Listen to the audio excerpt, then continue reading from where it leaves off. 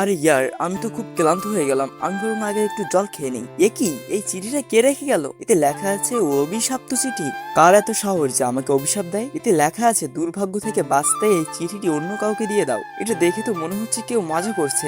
দেখলে কি সাংঘাতিক, সত্যি তো ভাগ্য খারাপ দেখাচ্ছে। তোমার উচিত এখনই কাউকে খুঁজে চিঠিটা দিয়ে দেওয়া। ঠিক বলেছ, কিন্তু কাকে দেব? সবাই তো অনেক ভালো, কারোর সাথে খারাপ কিছু হোক আমি সইতে পারবো না। সরো সরো, রাস্তা ছাড়ো, ইয়াস আসছে। জায়গা খালি করো, চলো সবাই চলে যাও, এখন আমরা এখানে খেলবো। কি বদমাস রে বাবা, বাড়িতে টাকা আছে বলে যা খুশি তাই করবে? অনেক হয়েছে, চলো এখান থেকে যাই। জিনি চলো যাই, আমার একটা কাজ আছে। তোমরা যাও, আমি আসছি। তুমিই খারাপ লোক, এই চিঠিটা তোমার জন্যই ঠিক আছে। দারুণ একটা খবর আছে। কি খবর? ওই বদমাস ইয়াস কাল রাতে দেয়াল টপকে বাইরে যাচ্ছিল, তখন পড়ে গিয়ে ওর 2 পা ভেঙে গেছে। সবাই খুব খুশি হয়েছে, কর্মফল আর কি।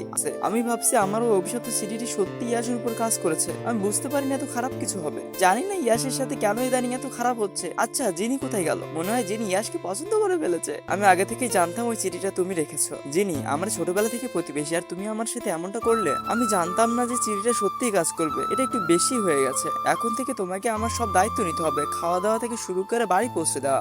আমি পারবো না। বন্ধুরা, পার্ট 2 দেখতে চাইলে ভিডিওতে লাইক দিয়ে চ্যানেল সাবস্ক্রাইব করে কমেন্টে পার্ট 2 লিখে দিও।